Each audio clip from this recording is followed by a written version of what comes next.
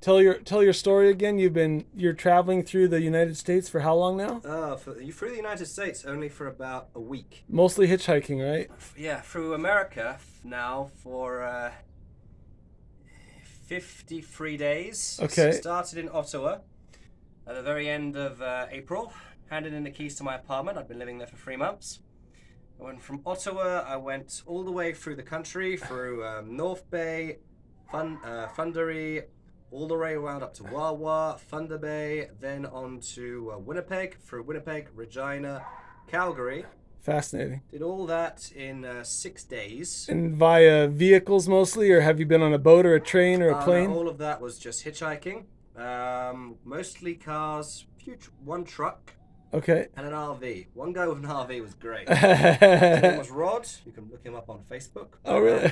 He drove me for 2 days. No way. No, he really did. He picked me up at a place called, not far from a place called North Bay. Okay. And it was the best ride I've ever had. 'Cause, I was in the petrol station, you got all the cars, and I saw the RV, and I thought, I'm not that lucky.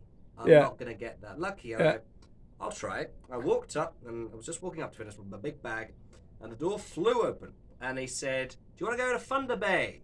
Which is 2 days away. Yeah. I went, yeah. Awesome. Right, get in. Just like that, literally, just 10 seconds. And he said, yeah, get in. And he showed me his RV, and it was massive. You know, it was like from that wall to that post. Yeah. And he said, yeah, I'm going there. It's going to take 2 days, today and tomorrow. So look, that bed's yours, this half of the RV. I'm sleeping at the back. And right, get up front, grab some drinks. Fascinating.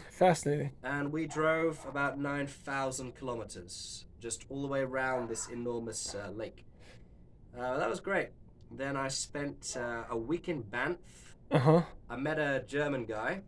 I arrived in Banff and I thought, oh fuck, tourist trap. Yeah. Because it was just like hotels and everything was just 5-star. And I thought, all right, I'm going to get out of here. Yeah. I walked up again to it. This was a Tim Hortons. There was a car parked. I knocked on the door and this poor guy turned around and said, what? And I said, look, are you a local? I want to get out of here. He said, no, I'm German. He was a German guy. And his name was Fabien, or Fabs, I think. Yeah, Fabian. And he said, no, I'm a local. I've been bumming around for a week. And he was clearly a bit demotivated. I think he got a bit sick of the same place. And I said, oh, shame. And I said, well, what are you doing tonight? He said, I don't know. I said, well, would you like to go hiking? And he just hesitated for about 2 seconds and then went, yeah, why not? I said, let's go. And I got in the car with him. And I essentially just said, hey, tell you what, if we go hiking, I'll pay for the drinks at the end. And we did. We went just up the road to a little hiking trail, climbed to the top. He had some beers, and we enjoyed them with a view of the mountains. Nice. And we stuck together after that for a week. So I'm guessing you have not yet purchased your return flight to London yet. No. Why would you do that? You'd be limited to the. You'd have to go back to a specific city to catch the flight. So. My border pass for the USA runs out on the 25th of July. Oh, you got plenty of time. Yeah, my border pass for Canada runs out 2 days later, on the 27th. So my intention is to book a flight for the 26th and try and get back to that town in Ottawa town essentially, a few days in advance. But do you mind if I ask what was your budget for this entire trip? My budget for the entire trip. If it's not too intrusive. No, don't worry. I'm quite open with it. And I started the trip with about $1.5 grand in my bank account, euros. I'm not sure what that is in dollars. People of the internet, please look it up. And my mentality was, I'm not try and use as little as that as possible. Mm-hmm. So I've got enough money when I get back to France to pay for rent again. And I looked it up. At the end of the first month, I'd spent about 600 euros. So 600 euros over 1 month. I'm not sure what that is in a US dollar. Probably about 800 maybe. Probably about $800 over a period of 30 days. And by that point, I'd gone all the way from the East Coast, from Ottawa, with not quite the East Coast, but nearly, to Vancouver. I'd spent a week in Banff, just meeting people. That's where I spent most money because I met people and we went out a lot. Mm-hmm. And then I went to Vancouver Island, stayed on that for 2 weeks, and it was at the end of that where I calculated it up. Since then, I've spent I've spent less than I thought because I got a job on Vancouver Island. Just a very nice woman I met said, "Hey, I'm renovating a house," and I said, "Oh, good luck." And she said, "Do you need work?" I said, "Yeah, why not?" Perfect. And initially, I was only going to work for a day or two, but she said, "Look, come back tomorrow," and because it's like, yeah, great, you've helped with the floor, but now we're decorating that wall, and the staircase needs sanding down. And do you know anything about gardening? And so I ended up staying for a week, made about 1,200 out of that in Canadian dollar, and that's lasted me up to now. Good for you. So in total, I would say up until this point, I've spent about 1,100 euro. Huh. I don't know what that is in Canadian dollar. And with that, I've done almost 7,000 miles. Wow. To put that in perspective, it's like like going from England to Vietnam. Yeah, wow. And it's been the best trip I've ever done. Well, cheers, mate. Mm. Thanks for being here. I've got another 6 weeks. Yeah. Until the end of that.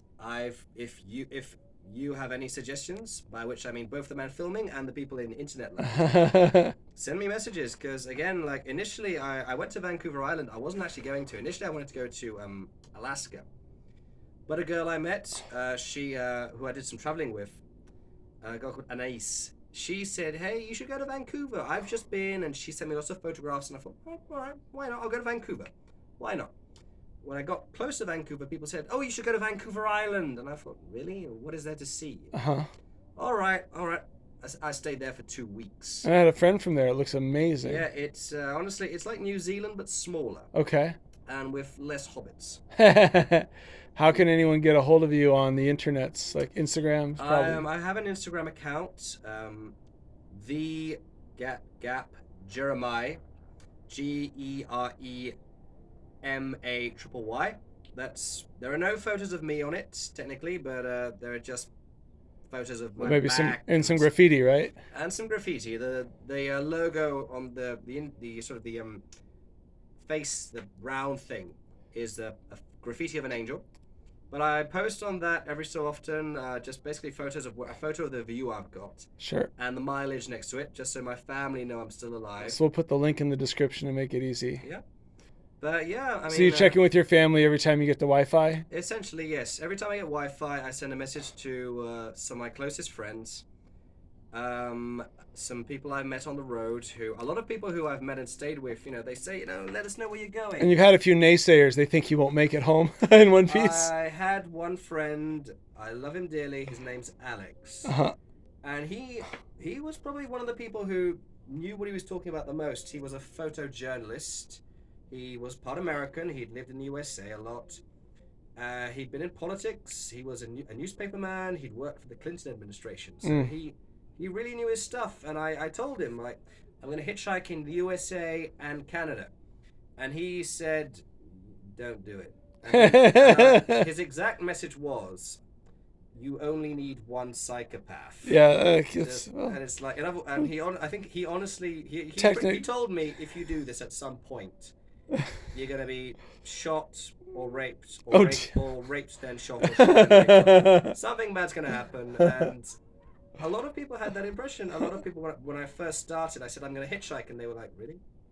I think he missed the third option that would be most likely to happen. You just get robbed. Yes. Robbing you is a much less violent crime, and it gets them something more out of it. The biggest fear I have as a hitchhiker is the person stops and they say, yeah, put your stuff in the back. And it's like, all right. And they take off. So, yeah. Again, that's never happened. I've been hitchhiking now since the age of 16. Yeah. I'm now 24. I've been doing it both for traveling, but also just like for getting to now, work. Now, wait a minute. That raises a question. What prompted you the very first time to hitchhike when you were 16? Matter of First, necessity or just curiosity? honestly, it was my one. I was very young. 16 is young to start traveling without adults, so I didn't really know better. It was a trip I did with my then best friend, a man called Fabien. Ironically, I keep bumping into them. He was French, and all we did was we went just from where we lived in France, Mm-hmm. which is North France by the coast. Mm-hmm. We got a boat by ourselves to England, Mm-hmm. and then spent a week just basically hopping from family member to family member. Hmm. And what we did by hitchhiking and bus, you could have done in a car in 5 hours. Hmm. But for a 16-year-old, that was, around the world. Mm. And I loved it because, we didn't go to hotels much. We stayed with actual people we met or Mm-hmm. people I knew from family. Mm-hmm. And I loved it. And so when I was 18, I hitchhiked from northern France to central Italy. That took me 3 weeks, and again, no problems. The year after that, I did a bigger trip with my then friend, a woman called Laura Iglesias, who I'm still in contact with. We hitchhiked similar routes all around Italy. And this time, we took more risks. We met people going to festivals. We did stuff like that. After that, I did a motorcycle trip that was during COVID, where most of the hotels were shut, and it suddenly occurred to me, why don't I just knock on people's doors? Hmm. I knew it. People did it. You go on YouTube and you find people who do it. Mm-hmm. And yeah, and people were like, yeah, sure, why not? Come on in, take a seat, take a bed. Tell us what you're doing. Have you got any beer in your bag? Yeah. Oh, fantastic, great. We've got some crisps. And the party would just last. And so when I've been doing it for a while, but my intention was always to do it, not for 3 weeks, not for a month, but for 3 months or 4. Huh. And I wanted to do it, and for that to work, I realized I had to be in a country or a continent where I would only need 1 or 2 visas. So my initial plan was to do it in Asia, but I suddenly realized, if I'm doing this, I would need to get lots of paperwork. That won't work. So I thought, all right, North America, because there are 2 big countries, both the size of Europe. And so Remind me, what did you do to save up the money to do this trip? Because this is really, I'm guessing, the interim between your work life. You don't just travel full time, right? My job before was I was an English teacher, part-time at university. I did the same thing. I was an English teacher in South Korea. Yep, my first job out of uni. I'd worked as an English teacher in Spain for a while. That was fantastic. I was in Korea and Japan. This was during my master's degree. Okay. It was a part-time job. It wasn't great, but it allowed me to save up a bit. Then when I moved here, I sold quite a lot. I sold my motorcycle. That broke my heart, but my mentality was I can't ride it if I'm over there. Yeah. And so I didn't save up much. I only saved up about $2,000 in euros. I'm not, again, in dollars. That's probably about. We can figure it out. 280, I imagine, or something. Yeah. Someone's going to correct me. But my mentality was, if I'm hitchhiking, and I did the math based on my older trips, and it's an estimate. Like I try and stick to about $20 a day. Some days I only spend $5 because I camp. I just buy like one meal. That's enough. Some days I get through a lot more money because I meet people and I say, hey, let's go out. I'm paying the rounds. Have you heard of a restaurant called not Del Taco? Yeah, maybe it's Del Taco. There's a Mexican restaurant I would go to when I lived in Los Angeles. I was trying to save $1, so I'd order a vegetarian burrito, which is just beans, rice, and cheese, and I'd say sans tortilla. I want to cut out the flour. So they put it in a bowl for you, but you actually get more content in the bowl that way. So you get a bowl of cheese, beans, and rice, and then you go to the salsa bar, and you can load it up with any kind of salsa you want, and it eats like a meal for about $1.25. I've never done that, but I did discover one thing in Canada, especially. I would go to like fast food joints. I would have a burger, but I would ask for it in a salad. Yeah. Instead of the bread, and as a result, they'd wrap it in salad, but they would put more stuff in it. Yeah. But yeah, I mean, I only really eat one meal a day, maybe something for breakfast like an apple, but that's all you really need, just one big meal. Yeah, and you can get by on that. Yeah. Yeah, a lot of people at petrol stations, that's the best place I've found to get rides. You go to a gas station, sorry. Yeah. And you kindly ask any people, are you going west? Are you going in that direction? can you give me a lift? And a lot of people, even if they can't help you anyway. That's great. It's been fairly regular. Like the very first time I hitchhiked out of Ottawa, a guy came up to me and he said, "Where are you going?" And I said, "Oh, I want to go towards Toronto." And he said, "Oh, sorry, I'm going in the other direction." And he was very nice, and he left. And I thought, "Oh, nice guy." Then he came back 20 minutes later, and he had 2 bottles of water, and he just said, "Here, oh, and here's some money." And I just can't say no to that. I was shocked because that had never happened to me before. Right. But a lot of people in this country, I think, at first when I tell them what they're doing, a lot of people have the reaction of, "Oh, what happened?" Yeah, right. Like, are you poor? And it's, "No, I'm doing this." I didn't get that impression at all because you had a very positive attitude. So I just figured you were actually traveling and hitchhiking at the same time. I get it. I'm not poor, but the reason I'm doing a trip like this is because, again, I quit my job. Well, you've got the wherewithal. You've budgeted for it, and you're not hitchhiking out of necessity. It's your desire. Oh yeah, it's your modus operandi. When this ends, I go back and I've got a job waiting for me. Good for you. But again, the reason I do it like this, my mentality was starting when I'd saved up that money, because a lot of my friends from university, they were going and doing trips on a similar budget, but they would be gone for maybe 2 or 3 weeks. And I figured that's not enough time for me. I want to do something bigger. Yeah. So I have to find ways of stretching that. And so again, just camping, hitchhiking. It's fascinating. Especially I'm 24. Mm-hmm. Most people who get to the age of 24 either haven't saved up a lot yet, or that's why a lot of people my age get a job. A lot of people now are getting a job as soon as they finish university because they need to pay stuff back. Sure. I do as well. And I need to save up money for other things. But I figured if I want to do this trip, I need to find better ways of doing it. Wasn't uni in the United Kingdom much cheaper than it is in the States? I went to university in France. Oh, that's right. You went to France. Where it's a lot of people are going to commit suicide in the USA now. In France, university is completely free. Yeah, free. They don't charge anything. Again, if you go to like a high up private academy. No, I know it's a scam. It's a scam in the States. It's absolute scam. I'm amazed. I mean, all your money's going to defense spending. So and you can't get a refund if you had a terrible experience. If your teachers were absolute shite, you can't just demand a refund. It's one of the few things in life where it's a big ticket item. You're told you need to do it in order to survive, which is kind of a lie. My 2 highest paying jobs in life, which is running my Airbnb business here, and then also Uber driving, did not require a college degree. So my 2 highest paying gigs in life did not need a degree whatsoever.